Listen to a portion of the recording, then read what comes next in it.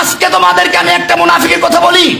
এই মুনাফিকের লক্ষণ হাদিসে না, এই মুনাফিকের নাম দিয়েছেন স্বয়ং আল্লাহ সুবহানাহু ওয়া তাআলা।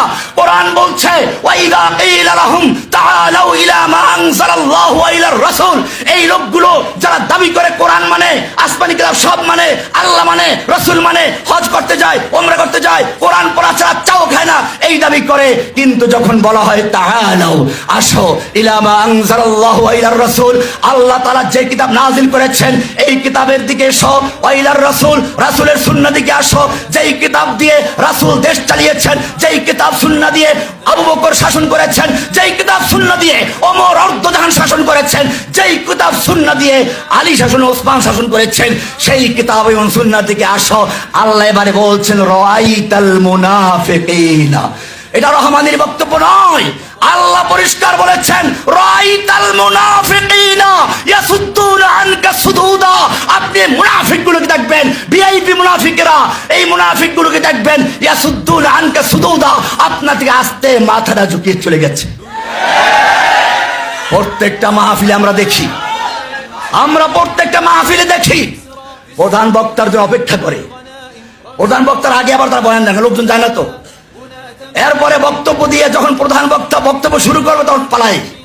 আমার তখন এই আয়াত মনে পড়ে, আল্লাহ বলেছেন ওয়াইদা কিলা লাহুম তাআলাউ ইলা মা আনজালাল্লাহু ওয়া ইলার রাসূল, যখন তাদেরকে বলা হয় আসো আল্লাহর কিতাবের দিকে, আল্লাহর কিতাব দিয়ে দেশ শাসন করি, রাসূলের সুন্নাহ দিকে, আল্লাহ বলছেন রাআইতাল মুনাফিকিনা ইয়াসুদ্দুনা আনকা সুদুদা, আপনি এই মুনাফিকগুলোকে দেখবেন আস্তে করে মাথাটা ঝুঁকিয়ে তারা ময়দান ছেড়ে চলে গেছে। সুতরাং মনে রাখতে হবে, আমি তোমাদেরকে বলি ওমর ইবনে খাত্তাব রাদিয়াল্লাহু তাআলা বলেছেন, পরিষ্কার করে দিয়েছেন নাহনু কওমুন আ'আজ্জানাল্লাহু বিল ইসলাম, আমরা এমন এক জাতি যাদেরকে আল্লাহ তাআলা ইসলামের মাধ্যমে সম্মানিত করেছেন, বিশ্বের বুকে আমাদেরকে মাথা উঁচু করে সে দাঁড়াতে শিখেছেন। ইসলাম আমাদেরকে মর্যাদা দিয়েছে। ফামাহমা ইবতাগাইনাল ইজ্জাতা বিগাইরিহি, যখনই আমরা ইসলাম বাদ দিয়ে অন্য কোন তরিকায়, অন্য কোন পথে, অন্য কোন সংবিধানে, অন্য কোন নীতিমালায়, অন্য কোন কমিশন তৈরি করে ইজ্জত তৈরি করার চেষ্টা করব, আযাল্লানাল্লাহ, আল্লাহ আমাদেরকে তখন অপমান করে ছাড়বে।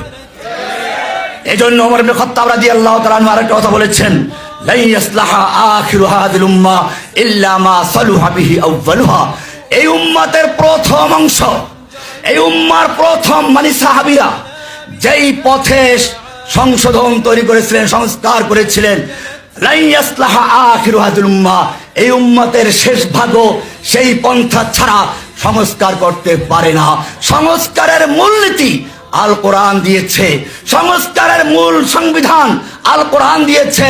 কোরআন হচ্ছে মানবতার সনদ, কোরআন মানুষের জীবনের নিরাপত্তা দিয়েছে, মানুষের মালের নিরাপত্তা দিয়েছে, মানুষের বিবেকের নিরাপত্তা দিয়েছে, মানুষের বংশের নিরাপত্তা দিয়েছে। যদি সত্যিকার অর্থে সংস্কার চায় তাহলে আবার মানুষকে ফিরে আসতে হবে আল্লাহর দেওয়া সংবিধানের দিকে, এছাড়া কোনো সংস্কার হতে পারে না। আমি আপনাদেরকে বলবো, আমরা এখন থেকে যেভাবে এই জুলাই আগস্টে একটা বিপ্লবের মাধ্যমে এক স্বৈরাচারকে হটিয়ে দেওয়া হয়েছে, ঠিক তেমনি ভাবে আর একটা বিপ্লবের মাধ্যমে আল্লাহর কালামকে, আল্লাহর কোরআনকে রাষ্ট্রীয় প্রতিষ্ঠা করার জন্য আমাদের ময়দানে ঝাঁপিয়ে পড়তে হবে। আল্লাহ সুবহানাহু ওয়া তাআলা আমাদের সেই তৌফিক দান করুন। আমিন। আসসালামু আলাইকুম ওয়া রাহমাতুল্লাহি ওয়া বারাকাতুহু।